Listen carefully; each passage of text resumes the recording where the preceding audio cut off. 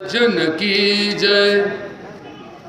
आजच्या या प्रवचनाला दिगंबर येवले यांच्या व्यक्तिमत्वाला साजेसा, त्यांच्या जीवनपटाला अनुरूप असा अभंग तुकाराम महाराजांच्या गाथेतील मानवाला मानवी जीवनाचं कर्तव्य सांगणारा आणि बापाचं अस्तित्व काय असावं, बाप ही संज्ञा कुणाला प्राप्त होते, या चिंतनाचा एक अभंग आजच्या प्रवचनासाठी निवडलेला आहे. तुकाराम महाराज एका अभंगामध्ये म्हणतात, जगी ऐसा बाप व्हावा, त्याचा वंश मुक्तीला जावा, पोटी येता हरे ताप, ज्ञानदेव म्हणे बापा, मुळीच बाप असता ज्ञानी, तशीच जन्मलो आम्ही घाणी. तुका म्हणे आम्ही पोटीचे बाळ, माझी पुरवावी जन्माची आळ. आता 4 चरणाच्या या अभंगामध्ये बाप संज्ञा प्राप्त होणाऱ्या व्यक्ती या गृहस्थाश्रमात प्रवेश केलेल्या असतात. बाप होण्यासाठी गृहस्थाश्रमाची गरज आहे. कदाचित बघा, शास्त्र किती प्रमाण आहे आणि शास्त्र किती सत्यवादी आहे. आई होण्यासाठी गृहस्थाश्रमाची गरज नाही. अनेक माता या जगामध्ये कुमारी माता म्हणून आपल्या अपत्याला जन्म देऊन गेल्या, पण बाप होण्यासाठी गृहस्थी म्हणून राहण्याची गरज असते.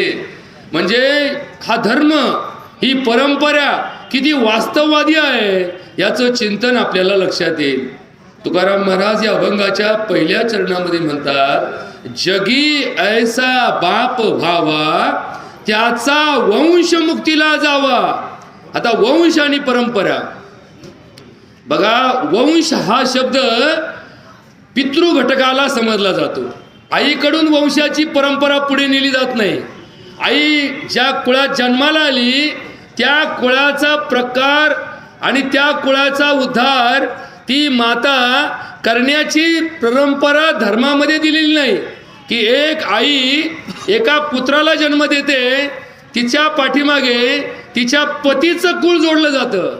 म्हणजे तो मुलगा त्या आईच्या पोटी जरी जन्माला आला आणि ती आई जरी आपल्या मातृ घटकातून, आपल्या माहेरकडून तिचा वंश वाढवलेली असली तरी तिच्या पोटी जन्माला आलेले कन्या पुत्र हे तिच्या नवऱ्याच्या कुळात जन्माला आल्याचं आपल्या धर्मामध्ये दिलेलं तत्व आहे. का बरं हे तत्व असं दिलं? असं का नाही केलं की एखाद्या लग्नात नवऱ्याचं आडनाव बदललं आणि बायकोचं आडनाव लावलं? जरी एखादा घरजावाई केला तरी घरजावाई झालेल्या माणसाला सुद्धा त्याचंच आडनाव जोडलं जातं आणि त्या मुलीला सुद्धा नवऱ्याचंच आडनाव जोडलं जातं. याचं काय चिंतन आहे? हा थोडा धर्म जाणून घेण्याची गरज आहे. कायद्या आणि स्वातंत्र्य यानंतरचा भारत आपण पाहतोय. या भारतामध्ये आज संविधान लागू आहे आणि संविधान हे सर्व धर्म समभाव तत्वाला धरून चाललेलं एक जगातलं नवीन आश्चर्य आहे. जसं म्हटलं जातं की जगात 7 आश्चर्य होती, तर संविधान हे या देशातील समस्त 145 कोटी जनतेने स्वीकारलेलं आणि सर्व धर्माचा समावेश असणारं, माणसाला माणुसकी जपून ठेवण्यासाठी आणि माणसाला आपले हक्क आणि आपले कर्तव्य या दोन्ही बाजू समजून देण्यासाठी, शासन आणि प्रशासन या 2 गोष्टींचं संतुलन ठेवण्यासाठी भारतीय संविधान लिहिलं गेलं. कदाचित या संविधानातून मानवी जीवनाची मूल्य बदलली गेली, परंतु धर्म आणि परंपरा या मात्र शाश्वत आहेत. कारण वेद हे अमानवी आहेत. बघा, या धर्माचं वैशिष्ट्य काय, या सनातन धर्माचं वैशिष्ट्य काय? इतिहासामध्ये नोंद असणारे सर्व धर्मग्रंथ हे कुठल्या तरी एका प्रयोक्त्याने कुठल्या तरी एका धर्मपंडिताने आपल्या विचारातून, आपल्या अचिंत्य बुद्धीतून लिहिलेले कर्म आहे. जसं की पवित्र बायबल ग्रंथ हा इतिहासामध्ये प्रभू येशू ख्रिस्ताने आपल्या जीवनाचा दिलेला मार्ग होता.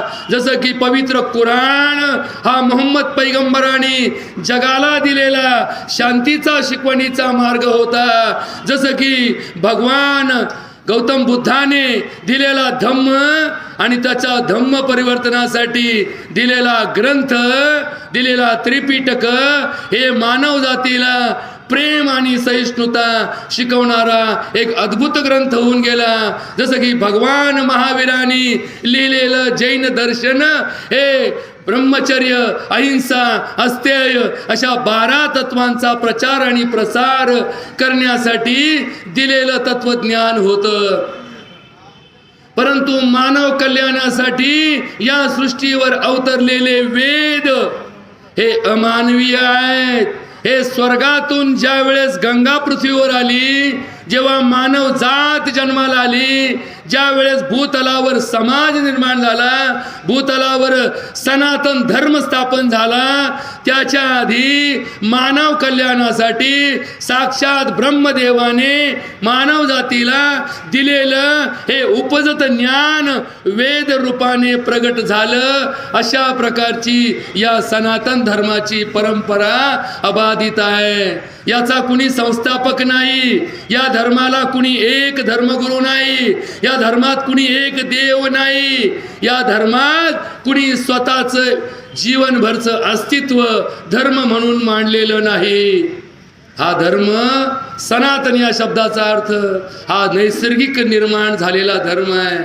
आणि म्हणून या धर्मामध्ये निसर्गाचा नियम सांगतो की ही संस्कृती पुरुष प्रधान संस्कृती आहे.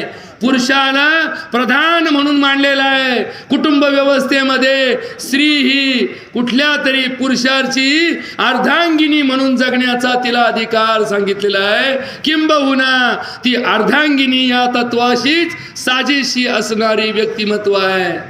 बघा, आपण म्हणतो ही माझी अर्धांगिनी आहे, ही माझी बायको आहे, ही माझी पत्नी आहे, ही माझी धर्मपत्नी आहे. परंतु असा कुठं शब्द प्रचार वापरताना पाहिला की हा माझा अर्धांग आहे. म्हणजे पती अर्धांगा नसतो, पत्नी अर्धांगी असते.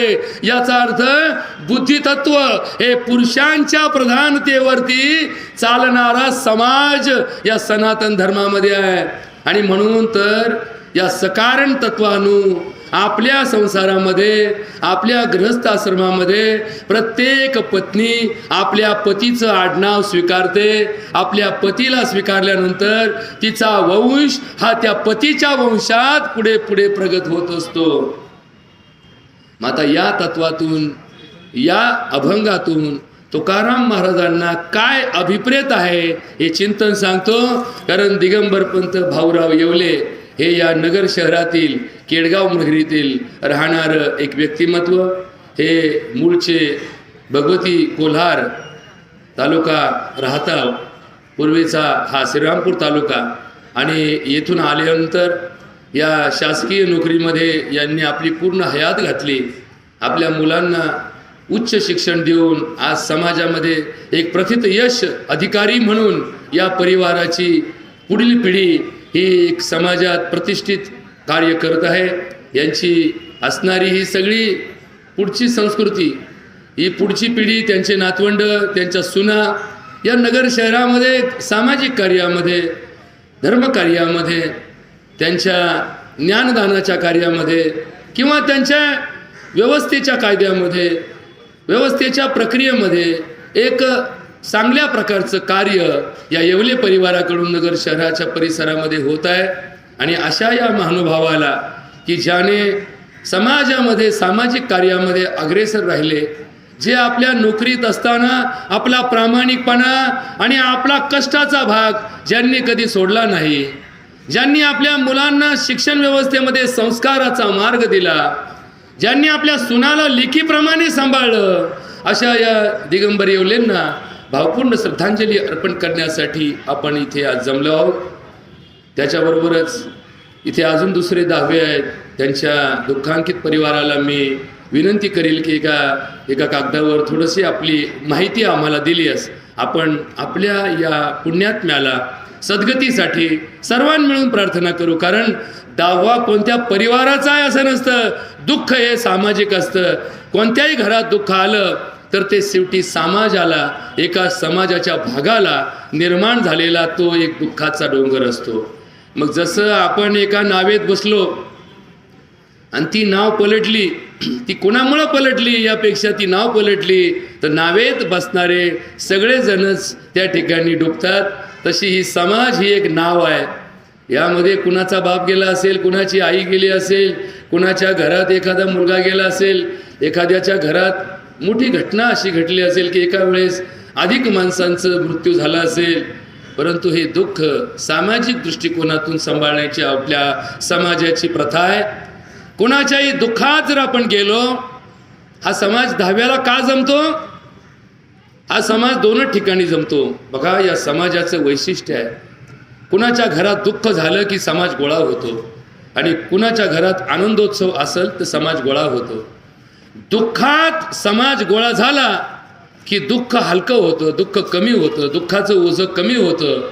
आणि कुणाच्या आनंदात समाज गेला की आनंद द्विगुणित होतो. म्हणजे आनंदाचा गुणाकार आणि दुःखाचा भागाकार करण्याची प्रथा आपल्या सनातन धर्मामध्ये आहे. आणि म्हणून आपण सर्वजण आज या प्रातःकाळी ब्रह्ममुहूर्तावर या रामप्रहरामध्ये, या वैराग्य भूमीमध्ये, अमरधाममध्ये या पुण्यात्म्याला शेवटचा निरोप देण्यासाठी जमलेला आहोत. अभंगाचं पहिलं चरण तुकाराम महाराज सांगतात की हा बाप म्हणजे काय? ज्याने जन्म दिला तो जन्मदाता बाप. आता बाप या संज्ञेमध्ये सुद्धा आई आणि बाप या दोन संज्ञा धर्मामध्ये इतक्या विशाल आहेत की आई कुणाला म्हणायचं? जीनी जन्म दिला, जिच्या पोटी जन्म घेतला ती आई. जी आईची बहीण आहे ती आमची आई. जी आमच्या काकांची पत्नी आहे काकू ती आमची आई. जी आमच्या वडिलांची आई आहे ती आमची आजी. जी आमच्या थोरल्या भावाची मंडळी आहे ती आमची आई. बघा, पंचमाता या तत्वामध्ये या आई रूप असणाऱ्या सगळ्या स्त्री जातीला आई ही संज्ञा आहे. आणि बाप ही संज्ञा कुणाला आहे? ज्याच्या पोटी जन्म घेतला, ज्याच्यामुळे आईच्या पोटी जन्म घेतला तो बाप. ज्याच्या पोटी आमचा बाप जन्माला आला तो आजोबा आमचा बाप. जे आमचे वडिलांचे भाऊ आहेत ते आमचे बाप. जे आमचे ज्येष्ठ बंधू आहेत तेही आमच्या बापरूप असतात. परिस्थितीजन्य या भूमिका बदलत असतात. ज्याच्या घरात वडील लवकर गेले त्याच्या घरामध्ये ज्येष्ठ बंधू हे पिता म्हणून ओळखले जातात. ज्याच्या घरात वडील गेले त्याचे चुलते बाप रूप ओळखले जातात. बाप आणि पालक या दोन शब्दात समानता आहे. आता या अभंगाचं पुढचं चरण या ठिकाणी बारसकर परिवार जो आहे आपल्या सावेडी भागातला, यांच्या राजश्री विनोद बारसकर अत्यंत तरुण वयामध्ये सौभाग्यवती असताना या ताईंना या ठिकाणी मृत्यू आला. आता मृत्यू हा वय सापेक्ष नाही, मृत्यू हा स्थान सापेक्ष नाही, मृत्यू हा धन सापेक्ष नाही, मृत्यू हा पद सापेक्ष नाही. असं कोणतं पद नाही की ज्या पदात मृत्यू होतो, असं कोणतं वय नाही की ज्या वयात मृत्यू होतो, अशी कोणती जागा नाही या भूतलावर की ज्या ठिकाणी मृत्यू येत नाही. म्हणून तर या भूतलाची दुसरं नाव मृत्यूलोक दिलेलं आहे. इथं तुम्ही कुठल्याही भागात थांबले तरी मृत्यू अटळ आहे. आणि म्हणून या ठिकाणी या दोन दशक्रिया, अजून काही दशक्रिया असतील तर त्यांनी सुद्धा आपल्या त्या पुण्यात्म्याचं नाव आणि थोडासा परिचय आमच्याकडे दिला तर नक्कीच या व्यासपीठावरून त्यांच्याही नामाचा उल्लेख करून त्यांना सुद्धा श्रद्धांजली अर्पण करण्याची व्यवस्था या सर्व लोकांच्या दुःखद असणाऱ्या या घटनेनंतर त्यांचं दुःख परिमार्जन करण्यासाठी, जसा हा उपचार आहे, जसं दवाखान्यात गेल्यानंतर डोकं दुखणाऱ्या माणसाला डॉक्टर इंजेक्शन देतो आणि त्याचं डोकं राहतं, तसं दुःख घडलेल्या घरामध्ये प्रवचनाच्या सेवेतून जे शब्द आणि जे परमार्थ ऐकण्यात येतो त्याच्यातून आपलं दुःख हे कमी करून आपल्याला त्याच्यातून पुढचा मार्ग, पुढची जीवनगती, पुढचा संसार पुन्हा करण्याचं धाडस आणि पुन्हा करण्याची प्रेरणा देण्याचं कार्य या व्यासपीठावरून करण्याची प्रथा आहे. आणि तशा प्रकारच्या पूजा, तशा प्रकारच्या दशक्रिया विधीमध्ये सांगलेल्या सर्व मंत्रोच्चारातून हेच सांगितलं जातं. जे पुरोहित दशक्रिया विधी करतात ते हेच सांगतात की तुझा वडील आता तुझ्या आजोबरोबर जोडला गेला, तुझा आजा तुझ्या पंजाबरोबर जोडला गेला, तुझा पिता तुझा प्रपिता, आणि आता हे पुढच्या गतीला गेले. आता त्यांचं तुझं हा डबा जो जोडलेला होता तुझ्या कुळाच्या इंजिनाला जोडलेला तुझ्या वडिलाचा डबा आता वेगळा केलाय. आता तुमची गाडी उरलेल्या जिवंत माणसाच्या सगळ्या प्रथेतून तुमच्या घराण्याचं इंजिन आता पुढे चाललंय. तुझा डबा आता पुढे जोडलाय, तू मागे बघू नको, पुढे पाहत राहा. हे सांगणारी आपली पिंडदानाची पद्धत आहे. या पिंडदानाचं महात्म्य वैज्ञानिक दृष्टिकोनातून सुद्धा समजून घेण्याची गरज आहे. आपल्याला हे माहीत नसतं की हे ब्राह्मण असे 3 पिंड 10 पिंड आपण ज्याला म्हणतो, हे पिंड का तयार करतात, हे पिंड म्हणजे काय, हा पिंडदान विधी म्हणजे काय. खरं तर आपल्या धर्म परंपरेमध्ये 2 प्रकारचे श्राद्ध सांगितलेले आहे. एक सपिंड श्राद्ध आणि एक निर्पिंड श्राद्ध. अजून श्राद्धाचे कालमानाने 3 प्रकार पडतात: नवश्राद्ध, नवमिश्र श्राद्ध आणि पुराण श्राद्ध. या श्राद्ध पक्ष आणि परंपरेमध्ये गरुड पुराणामध्ये काही महत्त्वाचे निर्णय दिलेले आहेत की एखादा माणूस मरेनंतर, एखादा माणूस गतप्राण झाल्यानंतर त्याचा आत्मा त्याच गावात वेशीच्या आत, आता बघा वेश नावाची जी परंपरा पूर्वी होती, गाव हे वेशीच्या आत असायचं. वेश ओलांडली की गावातून बाहेर जायचं. म्हणजे जसं आपल्याकडे एक हिंदीमध्ये म्हण आहे ना, गाव जेले हनुमान बहार. म्हणजे काय की गाव आतमध्ये असायचं आणि त्याच्या वेशीबाहेर हनुमानाचं मंदिर असायचं. रामदास स्वामींनी प्रत्येक मंदिराची स्थापना करताना हा विषय मांडला की गावाच्या समोर हनुमान, म्हणजे त्या गावाचं रक्षण करण्यासाठी हनुमानाचे मंदिर हे गावाच्या बाहेर उभार केलं जायचं. आणि म्हणून ही म्हण पडली. आता वेशीच्या आत गाव असायचं म्हणजे वेशीच्या बाहेर गावात कोणतंही घर नसायचं. आणि मग अशी आपल्या धर्मामध्ये, आपल्या गरुड पुराणामध्ये 18 पुराणं, 2 उपपुराण, 6 आस्तिक ग्रंथ, 6 नास्तिक धर्मग्रंथ म्हणजे शास्त्र, आणि 4 वेद, 4 उपवेद, 1180 उपनिषद, 7000 अरण्यके, 9000 ब्राह्मणके, एवढा यांची ग्रंथ सामुग्री या धर्मामध्ये आहे. आणि त्याच्यानंतर 7 महाकथानक, 28 लघुकथानक, 900 पोथ्या आणि आपल्या महाभारतासारखे असे धर्मग्रंथ. ही सगळी परंपरा आपल्या धर्माचा फार मोठा ठेवा आहे. दुर्दैवाने कोणत्याच अभ्यासक्रमात, कोणत्याच विषयात हा धर्मग्रंथ शिकवला जात नाही. आणि म्हणून धर्मापासून आपण दूर आहोत. धर्म फक्त आपण सोपस्कार म्हणून वापरतो. कुणीतरी बाई लग्न झाल्यानंतर गंध लावते, कुणीतरी एखादा माळ घातल्यानंतर बुक्का लावतो, कुणीतरी एखादा देवळात जाऊन चंदन लावतो. हे का लावायचं, त्याचं शास्त्र काय, त्याचं विज्ञान काय आणि त्याचा सामाजिक वापर काय आहे याचा कुणाला भान राहत नाही. आणि म्हणून तर अशा प्रबोधन कार्यातून आपण याचं थोडं तत्वज्ञान जाणून घेण्याचा अल्पांशाने का होईना प्रयत्न केला तर नक्कीच आपला सनातन धर्म रक्षण होईल. धर्मो रक्षती रक्षिताः. जो धर्माचं रक्षण करतो, सरधर्म सांगतो, त्याचं रक्षण धर्म आपोआप करतो. आणि म्हणून तर तुकाराम महाराज आयुष्यभर या देशामध्ये प्रवचन कीर्तन करत गावगाव फिरले. त्यांना लोक म्हणायचे, महाराज तुमची सावकारकी आहे, तुमच्या घरी एवढा मोठा धंदा आहे, तुमचं किराणा दुकान आहे, हे सगळं सोडून तुम्ही का बोंबलं थिंडता. तर त्यांचं एक उत्तर असायचं, या समाजाला प्रबोधनाशिवाय पर्याय नाही. कारण प्रबोधन झालं तरच धर्माचं पालन होईल. आणि म्हणून एका अभंगामध्ये तुकाराम महाराज म्हणतात, धर्माचे पालन करणे पाखंड खंडन, हेच आम्हा करणे काम, बीज वाढा वया नाम, तीक्ष्ण उत्तरे हाती घेऊन बाण फिरे, नाही भिडभार, तुका म्हणे साना थोर. ही भिडभाड ठेवणारा धर्म नसतो. धर्म हा धनवान माणसासाठी वेगळी विद्या आणि निपुत्रिकासाठी वेगळी विद्या असं कधी करत नाही.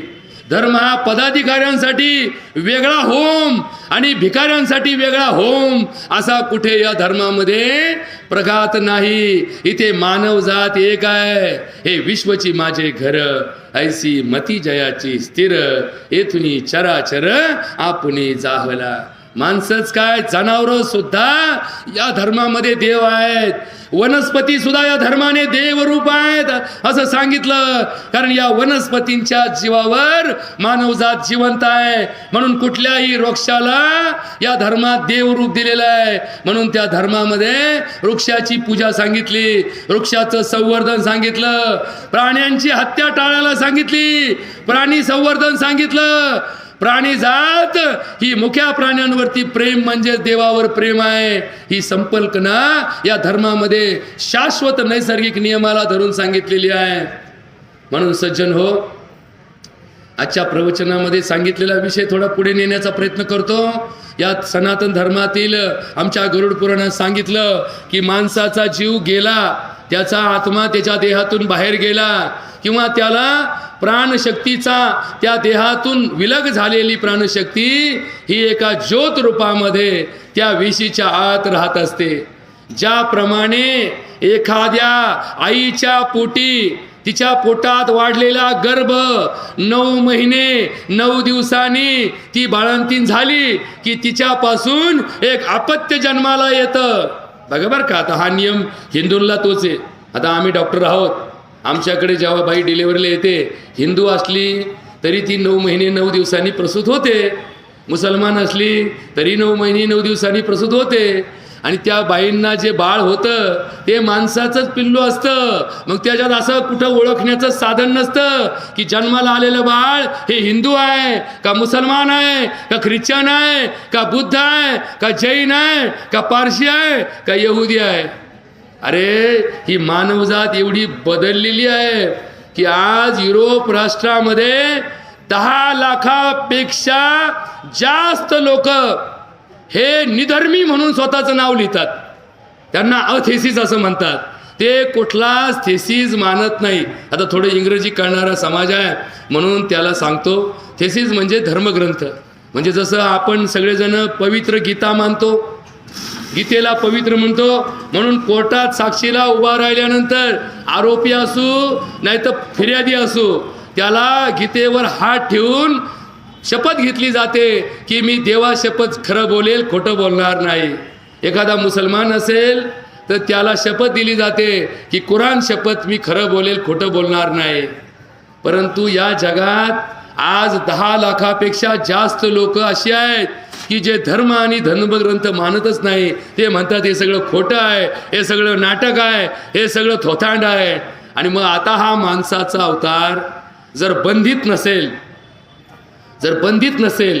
बंधनात नसेल तर हा स्वैर होतो. आणि हा स्वैर राहिलेला माणूस स्वैराचाराकडे प्रवृत्त होतो. आणि म्हणून स्वैराचार जिथे वाढतो तिथे माणूस जनावराच्या रूपात जगत असतो. बघा बरं का, हे थोडं जे बैल जे असतात ना, ते बैल ज्यावेळेस आपल्याला शेतीत कामाला वापरायचे असतात त्यावेळेस आपण त्या बैलांना व्यसन घालतो. का घालतो? कारण बैलांची शक्ती ही बैल सांभाळणाऱ्या माणसापेक्षा जास्त असते. आणि त्या बैलांना जर व्यसन घातली नाही तर ते बैल त्या मालकाचं ऐकत नाहीत. म्हणून आपण त्यांना व्यसन घालतो आणि त्या व्यसनेने त्या बैलांना आकळतो. ती व्यसन ओढली की त्याच्या नाकाला वेदना होते आणि ती वेदना आणि संवेदना त्याला सहन होत नाही. म्हणून तो बैल गतिमान पळायला लागला असेल तर थांबतो. तो घोडा त्याच्या असणारा चाबूक मध्ये मारून पळत असला तरी त्याला ओढताना जर ओढलं तर तो घोडा थांबतो, त्याची गती थांबते. तसा हा माणूस की जो राक्षस रूपाने जन्माला घातला, याला 11 इंद्रिय इतके भयानक राक्षस रूपात असतात की याचे ज्ञानेंद्रिय आणि कर्मेंद्रिय हे पूर्णतः राक्षसी रूपाने जन्माला आलेले असतात. पण याला आकळण्यासाठी धर्माचं बंधन दिलेलं आहे.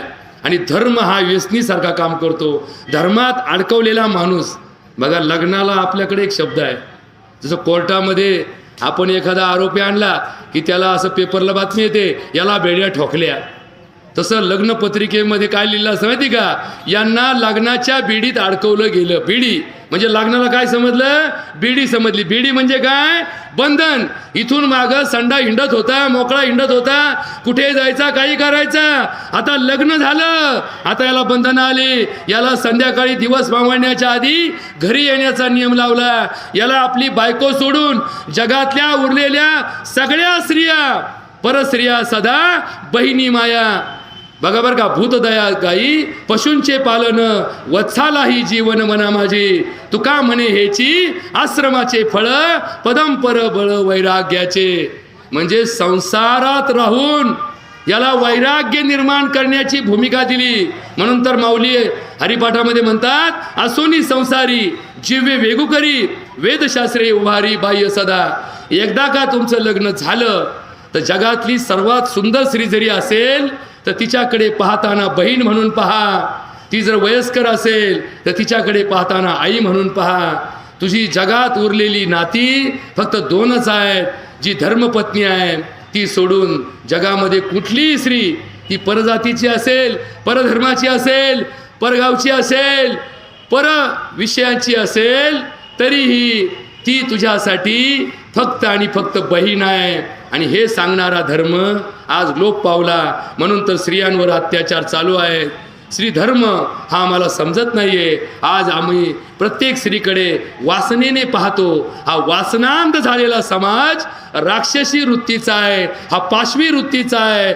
मग पाशवी वृत्तीच्या समाजाला, राक्षसी वृत्तीच्या समाजाला सद्वृत्तीकडे घेऊन जायचं असेल तर याला धर्माचं बंधन एकमेव आहे की हे याला तारू शकतं. हे याला अशा वाईट गोष्टींपासून परावृत्त करू शकतो, अशा अनितीपासून दूर ठेवू शकतं. सद्वाजवायला लावणारा धर्मच आम्हाला आहे.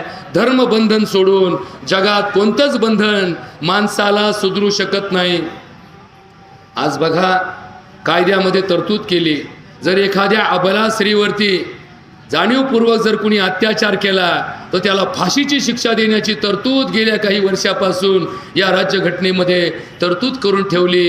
काहींना फाशी दिली तरी परंतु या जनावरांना त्या शिक्षेचंही अप्रूप वाटत नाही. तरी ते आजही या समाजामध्ये अशा दुर्मिळ घटना घडत असतात की एखाद्या अबाला, एखाद्या अज्ञान मुलीवर, एखाद्या कोवळ्या कळीवरती हे नराधम अन्याय करतात, अत्याचार करतात आणि तिचा खून करून तिचे पुरावा नष्ट करण्याचा प्रयत्न करतात. का बरं यांना कायद्याचा धक्का बसत नाही? कारण कायद्याचा धाक हा भौतिक धाग आहे, धर्माचा धाक हा परंपरेचा धाक आहे. तू जर या जन्मात पाप केलं आणि तुला या जन्मात त्याची शिक्षा नाही मिळाली तर तुझ्या पुढच्या जन्मात तुला ती भोगावी लागते. तुझ्या पिढ्यानपिढ्या तुला भट्टा लागतो, तुझ्या कुळामध्येही दुर्गुण लागला जातो आणि तो भट्टा तुझ्या कुळाला कायमचा लागतो. म्हणून लोक कुळाच्या प्रतिष्ठेसाठी, आपल्या पुढच्या जन्माच्या सुखासाठी या जन्मात पाप करत नव्हते. कायद्यामध्ये काही केलं 2 वर्ष शिक्षा भोगा, परत या. कायद्यात मर्यादा आहेत. धर्माला अमर्याद रूपात परिश्रम दिलेला आहे. धर्म हा 7 जन्माच्या पाकचं आणि 7 जन्माच्या पुढचं हे व्यवस्थेमधलं वास्तव सांगत असतो. म्हणून तर आज आपण 10व्याला आलो. आज आमच्या वारसकर्ता असतील, आमचे येवले पाटील असतील, दिगंबरराव, हे शासनाच्या नोकरीमध्ये अप्पर अव्वल अधिकारी म्हणून काम करून गेले. पण यांच्या कार्यामध्ये एक तत्व त्यांनी आयुष्यात पाळलं. भ्रष्टाचार कधी केला नाही, कोणाच्या 2 रुपयाला निमित्ताने कधी स्वीकारलं नाही. आणि आनंदाने आपण एखाद्या माणसाचं काम करतो म्हणजे देवाची सेवा करतो, देवाची पूजा करतो. या तत्वाने हे महानुभाव मागच्या पिढीमध्ये जगून गेले. या पिढीत मात्र हे सगळं समाज अराजकतेच्या दृष्टीने चाललाय. जे काही केलं जातं ते पैसा करता, पदा करता, प्रतिष्ठे करता आणि प्रसिद्धी करता केलं जातं. या 4 गोष्टी सोडून देवा करता कुणीच काही करत नाही. हे 10वे जरी घातले गेले तर पूर्वीचे लोक ज्यांचा दावा आहे त्यांना मुक्ती मिळावी, त्यांना परलोकामध्ये चांगलं स्थान मिळावं, त्यांना स्वर्ग मिळावा किंवा त्यांना चांगला जन्म मिळावा म्हणून प्रयत्नाचा भाग करत होते. आज आपण फक्त एकमेकाच्या प्रतिष्ठा जपण्यासाठी जमतो की आम्ही का आलो, त्यांचा मुलगा माझा मित्र आहे, त्या मुलाला बरं वाटावं, त्याचा माझा संबंध आहे, त्याला जाणीव व्हावी, त्याला समजावं म्हणून आपण त्या आल्यानंतर त्या मुलाची गाठ घेतो, त्या आल्यानंतर त्या मुलीची गाठ घेतो. अहो आलो बरं का आम्ही, का तुमची आमची ओळख आहे म्हणून तुमच्या वडिलाच्या दाव्याला आलो, तुमची आमची ओळख आहे म्हणून तुमच्या सासऱ्याच्या दाव्याला आलो. सासऱ्याचा फोटोही पाहत नाही, त्याला तिलांजली देत नाही, त्या आसम्यावरती पाणी टाकत नाही. मग आम्ही का आलो?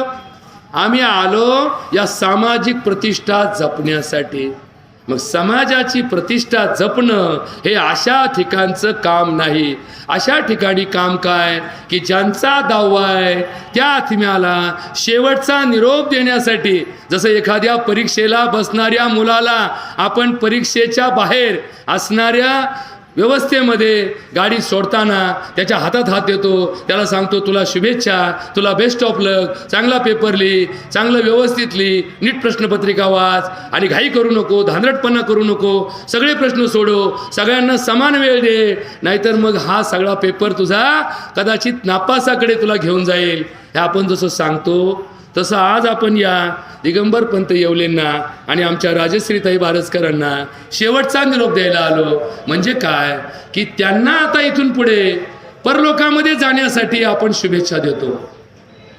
बघा, मगाशी एक विषय सांगता राहिला, ज्याप्रमाणे आईच्या पोटी 9 महिने 9 दिवसांनी बाळ जन्माला येतं, त्याप्रमाणे हा आत्मा त्या विशीच्या आत राहून 9 दिवस आणि 9 तासाने एक सूक्ष्म देह धारण करतो.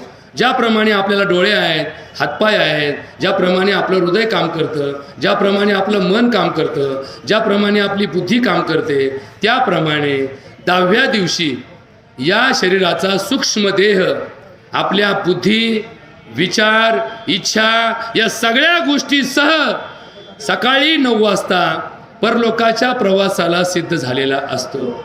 आणि मग आपण त्याला परलोकात जाण्यासाठी शुभेच्छा द्यायला आलेला असतो. देवापुढे प्रार्थना करतो की देवा, आता आमचे हे येवले पाटील तुझ्याकडे येणार आहेत, यांना तिथे जाण्यासाठी काय गाडी आहे, कोणतं विमान आलंय? आता म्हणतात तुकाराम महाराजांना पुष्पक विमान आलं होतं. आता हे पुष्पक विमान ज्याने लिहिलं, तुकाराम महाराजांना या जगात सदैव वैकुंठवास ज्यांनी घडवला, ते 4 लोक इतके बुद्धिमान होते की त्यांनी आपल्या बुद्धीने आपण केलेलं चूक झाकून तर दिलीच, उलट यांना वैकुंठवास घडवून आपल्यावरचा आरोप नष्ट करण्याचं पाप यांनी केलं. त्याच्या चर्चा करण्याची जागा आणि वेळ नाही आहे. या ठिकाणी आपण पुढच्या परोक्ष जीवनाचा अभ्यास थोडासा समजून सांगतो आणि या धर्मामध्ये मुक्ती म्हणजे काय, मुक्ती कशी मिळते, मुक्ती कुणाला मिळते, मुक्ती का मिळत नाही, आणि हा जीव अडकून आपण आपल्या जीवनाचं जे तत्व आहे ते कशाप्रमाणे प्रमादात नेतो, या 4 गोष्टी समजून सांगण्याचा मी प्रयत्न करतो. मग 10व्याच्या दिवशी हा सूक्ष्म देह परलोकाच्या प्रवासाला निघतो. या भूतलापासून, या नगर शहरापासून, या अमरधामपासून, मृत्यूलोकापासून यमसदन, यमाचा दरबार, यमाचं जे ऑफिस आहे ते इथून 3860 योजन अंतरावरती आहे. आता हे थोडंसं वाक्य ऐकताना थोडं तुम्हाला विचित्र वाटेल, कारण तुम्ही किलोमीटर, फरलांग, मैल, कोस असं अंतर ऐकलेलं आहे. पण 3860 योजन अंतर म्हणजे योजना, आणि त्या योजना पूर्ण करताना जेवढं अंतर काटलं गेलं त्याला योजन अंतर असं म्हणतात. तर या परंपरेमधलं हे अंतर भरपूर लांब दाखवलं गेलेलं आहे. 3860 योजन अंतर जाण्यासाठी या सूक्ष्म देहाला, या आत्म्याला कुठलंही साधन दिलं जात नाही. याच्याबरोबर यमाचे दूत फक्त संरक्षण म्हणून की हा कुठे दुसरीकडे जातो का, कारण जसा एखादा आरोपी धरून आणला की पोलीस त्याच्याबरोबर असतात की त्याला योग्य ठिकाणी पोहोचवण्यासाठी, तसं यमाचे दूत तुम्हाला खांदेकरी म्हणून काम करत नाही, ते तुमच्याबरोबर असतात की हा कुठं पळून जाऊ नये म्हणून, आणि मग ते आपल्याला यमाच्या दरबारात हजर करतात. यमाच्या दरबारात हजर राहण्याचा काळ आपल्या धर्मामध्ये वर्षश्राद्धाचा दिवस दिलेला असतो. वर्षश्राद्धापर्यंत हे 3860 योजन अंतर काटून हा आत्मा यमाच्या दरबारात आपली साक्ष देण्यासाठी, आपल्यावर केलेले आरोपपत्र आणि त्याचा निर्णय ऐकण्यासाठी हजर असतो. एवढं अंतर जाण्यासाठी त्याला 1 वर्ष लागतं. जशी एखादी गाडी एखाद्या प्रवासात थांबली जाते, कंडक्टर थांबवतो, सांगतो की 10 मिनटं गाडी थांबेल. इच्छा पॅसेंजरची नसते, परंतु सांगितलं जातं की गाडी थोडी लघुशंकेसाठी, नाश्ता करण्यासाठी, जेवणासाठी उभी आहे. ज्याला कोणाला इच्छा असेल त्यांनी जेवून घ्या. जेवून घ्या याचा अर्थ बिल काही कंडक्टर भरत नाही, तुम्हालाच खायचं असतं, तुम्हालाच काय करायचं असतं, त्याचं बिल तुम्हालाच भरायचं असतं. तशी या परलोकाच्या प्रवासाला निघालेली या आत्म्याची गाडी 16 ठिकाणी थांबवली जाते. बघा बरं का, आता हे 16 ठिकाणं सुद्धा फार विचित्र आहेत. क्रौच्चपुरी, वृश्चिकपुरी, सर्पपुरी, म्हणजे जेवढे जेवढे दुःखदायक या जगामधल्या योनी आहेत. बघा बरं का, म्हणजे साप, विंचू, भुंगा, हे जे आपल्याला उपद्रव करणारे कीटक आहेत, उपद्रव करणारे प्राणी आहेत, या प्राण्यांची नगरी या यमाच्या रस्त्याने जाताना लागतात. अशा 16 पुरी आपल्या धर्मग्रंथामध्ये वर्णन केलेले आहेत. आणि त्या ठिकाणी ही गाडी थांबते आणि त्यांना सांगितलं जातं की तुम्हाला ऊन लागत असेल तर छत्री घ्या, काटे टोचत असतील तर चप्पल घाला, भूक लागली असेल तर जेवण करा, तहान लागली असेल तर पाणी प्या. आता बघा धर्म किती श्रेष्ठ आहे. मग या 16 वेळा ज्या घरात ती व्यक्ती मृत पावली, ज्या घरात ती जीव गेला, त्याच्या वंशातील लोकांनी, त्याच्या उत्तराधिकाऱ्यांनी त्याच्या नावाने जर बाई गेली असेल तर एक स्त्री महिन्यातून एकदा आपल्या घरी आणून जीव घालायची आणि तिला तृप्त करायची, तिचं दर्शन घ्यायचं. ती महिला जर तृप्त झाली तर परलोकाच्या प्रवासाला चाललेली आपली आई, बहीण, काका, काकू, आत्या, मावशी ही तृप्त होते. अशा प्रकारची संकेत आपल्या धर्मामध्ये दिलेला आहे. अन्नदान हे सर्वात पवित्र दान आहे. पण अन्नदानाचं महत्त्व कधी आहे? भुकेल्याला अन्न दिल्यानंतर. पोटभर जेवून आलेल्या माणसाला आग्रह करून जीव घातलं तर कदाचित त्याला अपचन होईल, ते अन्न वाया जाईल. म्हणून भुकेल्याला अन्न देणं, तहानलेल्याला पाणी देणं हे आपल्या धर्मामध्ये अन्नदान आणि जलदानाचं महत्त्व सांगणार आहे. आणि वाटसरूला निवारा देणं, ज्याच्याकडे जमीन नाही त्याला भूदान करणं, ज्याच्याजवळ ज्ञान नाही त्याला ज्ञानदान करणं, ज्याच्याजवळ एखादी प्रतिष्ठा नाही अशा माणसाला सत्कार करणं हे आमच्या धर्माचं आद्य कर्तव्य सांगितलंय. कुणाही जीवाचा न घडव मत्सर, वर्म सर्वेश्वर पूजनाचे. तुका म्हणे एका देहीचे अवयव, सुख दुःख जीव भोग पावे. आता या अभंगामध्ये तुकाराम महाराज म्हणतात की तो बाप जर मेला, तो बाप जर स्वर्गात गेला असा तर त्याच्या जीवनाचं कर्तव्य काय सफल झालं आणि त्याचं जीवन कसं सफल झालं हे मोजायचं परिमाण दिलं गेलं. जगी ऐसा बाप भावा, त्याचा वंश मुक्तीला जावा.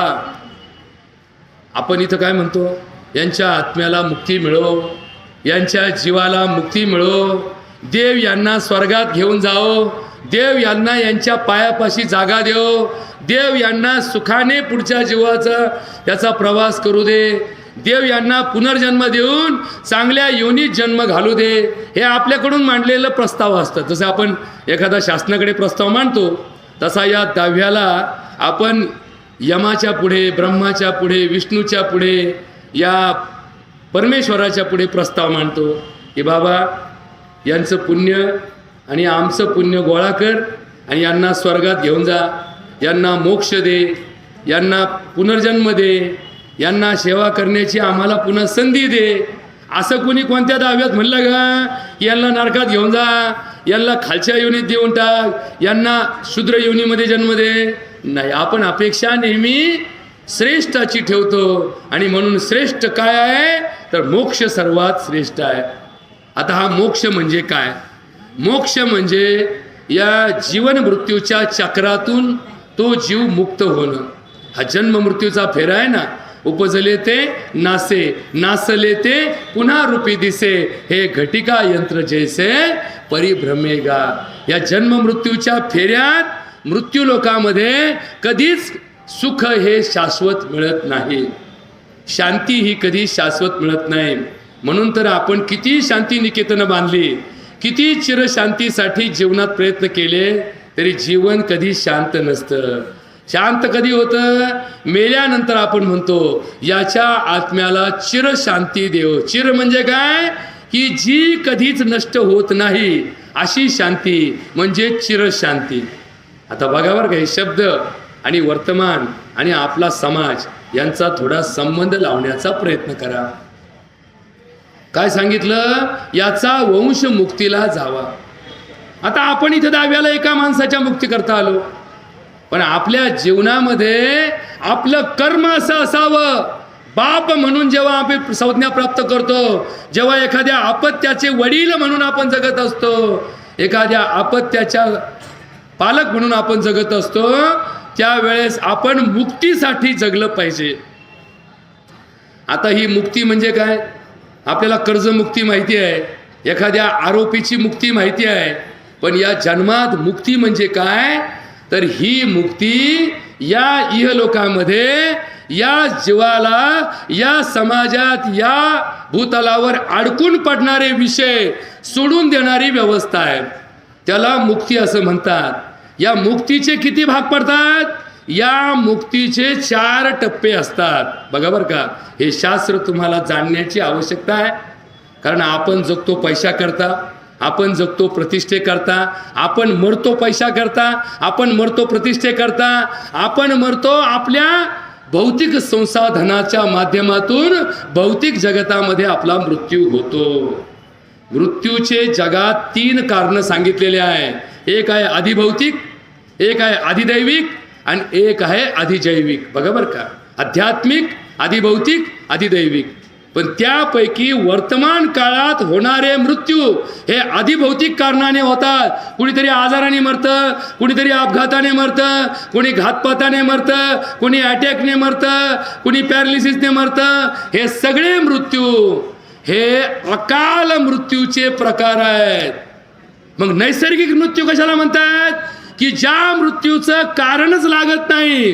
हा जीव ज्याप्रमाणे एखाद्या कवठाच्या झाडाला पिकलेलं फळ हे वादळात न पडता शांत वातावरणामध्ये अलगद त्या झाडापासून वेगळं होऊन खाली पडतं, त्या प्रकारे हा मृत्यू या शरीरातून बाहेर पडताना यातनारहित मृत्यू, याला नैसर्गिक मृत्यू म्हणतात.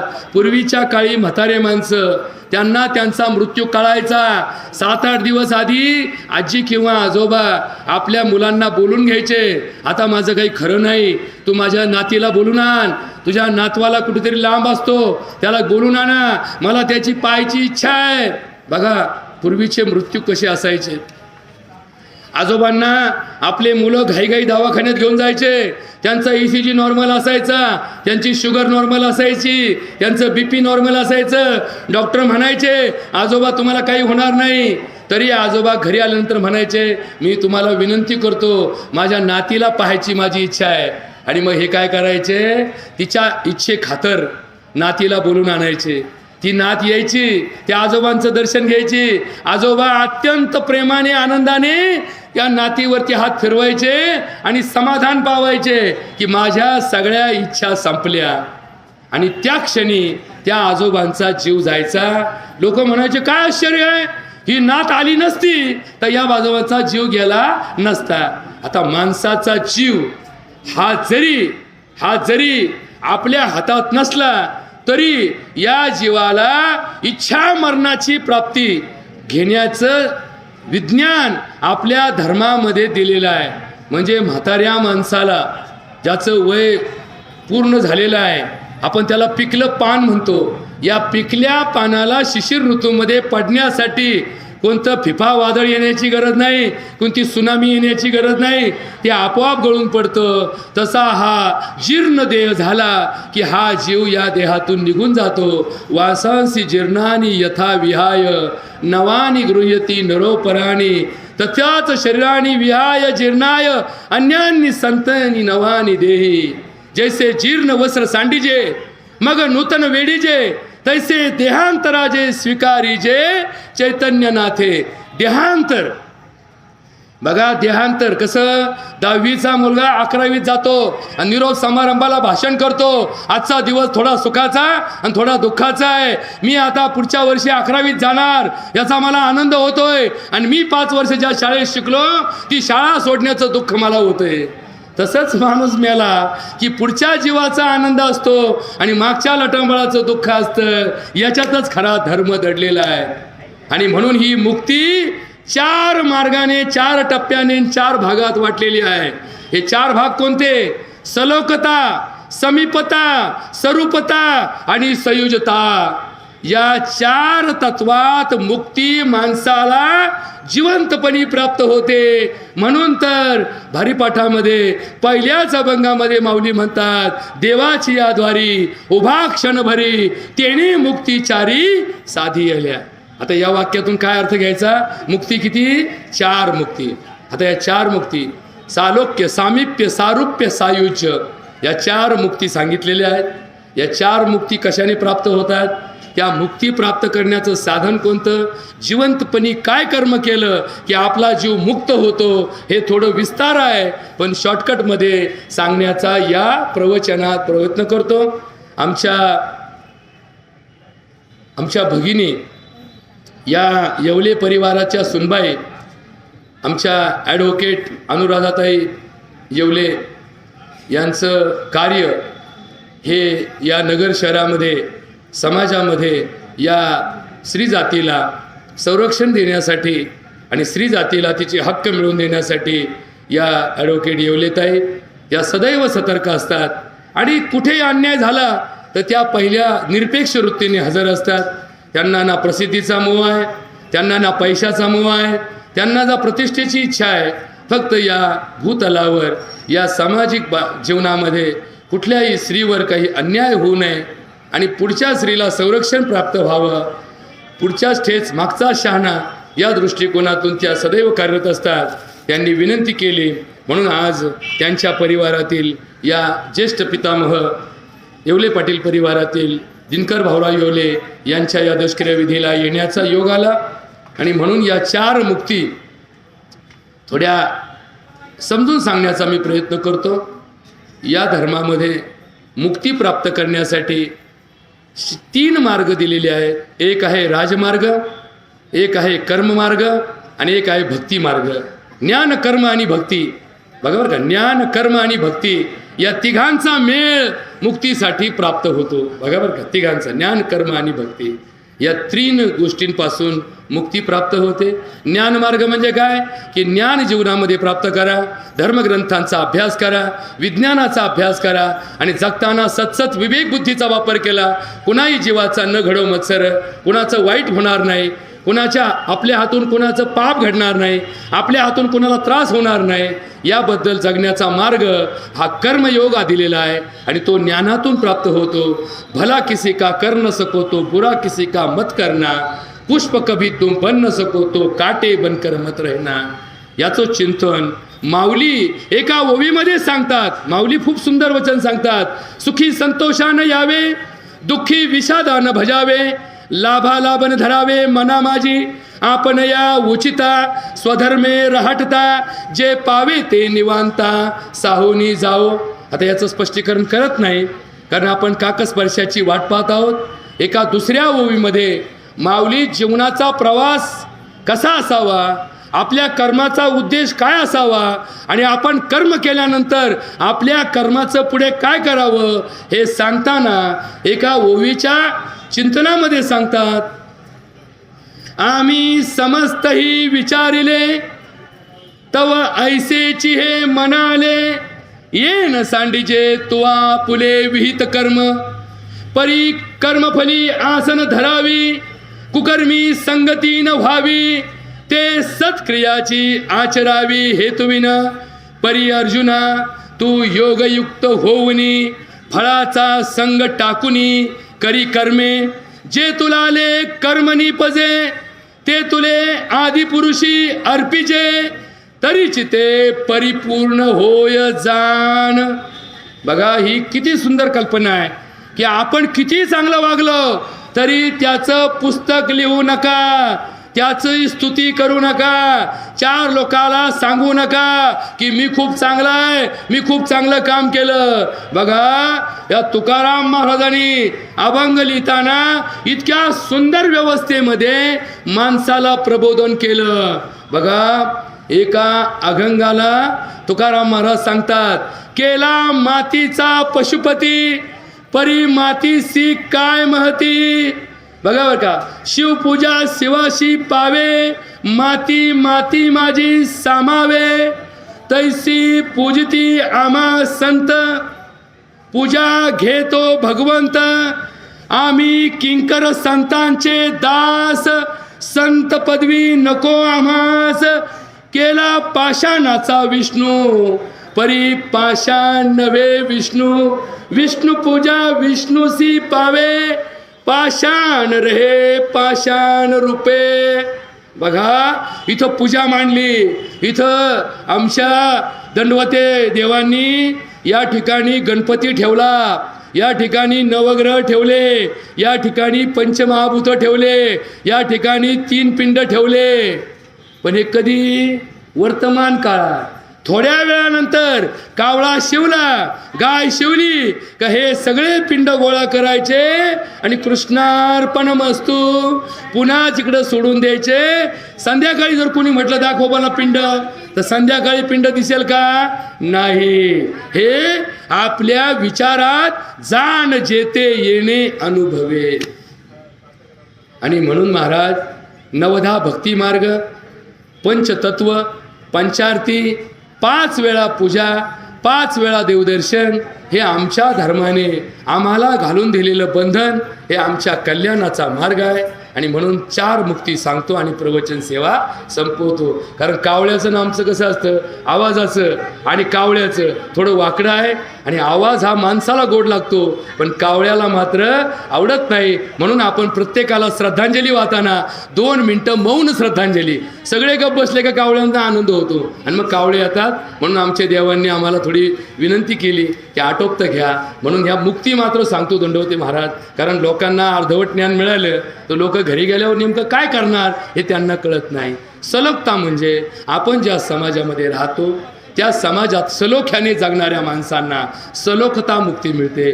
न घडे कुणा जीवाचं वाईट, कुणाचं वाईट न करता आपण चांगलं वागलो की आपल्याला सलोखता नावाची मुक्ती मिळते. प्रत्येक येणारा माणूस मनापासून तुमच्या आत्म्याला शांती मिळावी म्हणून प्रयत्न करतो. आपण एखाद्याचं वाईट केलं, आपण एखाद्याला त्रास दिला, जरी तो माणूस दाव्याला आला, जरी 4 माणसात तिथं श्रद्धांजली वाहून गेला, तरी मनास म्हणतो बरं झालं ब्याद गेली, फार त्रास दिला या माणसाने, फार उपद्रव झाला या माणसाचा, फार कष्ट पडले मला या माणसाच्या जीवनामध्ये. म्हणून आपल्या जीवनात दुसऱ्याला त्रास होईल असं कर्म न करणे हे सलोखता नावाच्या मुक्तीचा मार्ग दाखवणारं कर्म आहे. आता सलोखता झाला की समीपता. समीपता म्हणजे काय? देव नावाची संज्ञा, परोक्ष जीवनाचा मार्ग सुकर करणारी व्यवस्था आहे. देवाची पूजा, देवाची अर्चना, देवाची भक्ती ज्या माणसाने केली त्या माणसाला समीपता नावाची मुक्ती प्राप्त होते. समीप कुणाच्या? समीप भगवंताच्या, समीप देवाच्या, समीप परमेश्वराच्या, समीप या परोक्ष लोकाच्या. सलोखता, समीपता. मग समीपता झाली की स्वरूपता प्राप्त होते. मग स्वरूपता म्हणजे काय? आपलं रूपच देव होऊन जातं. देव पहावयासी गेलो, देवची होऊनी ठेलो.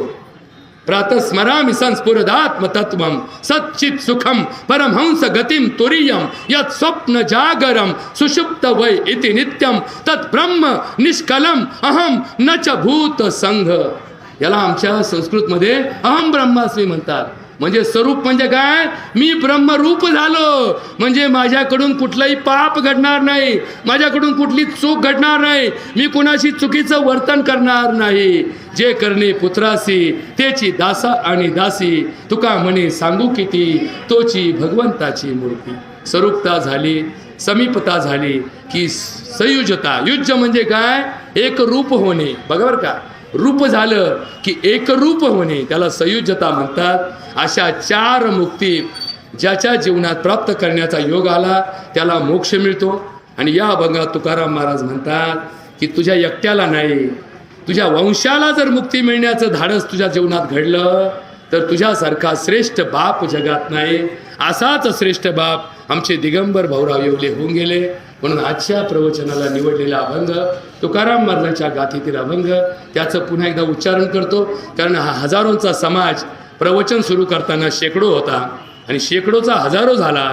यांना या प्रवचनाची सुरुवात माहीत नसेल तर शेवट समजणार नाही. म्हणून आजच्या प्रवचनाला निवडलेल्या अभंगाचं उच्चारण करतो आणि या पुण्यात्म्याला भावपूर्ण श्रद्धांजली अर्पण करून ही सेवा संपवतो.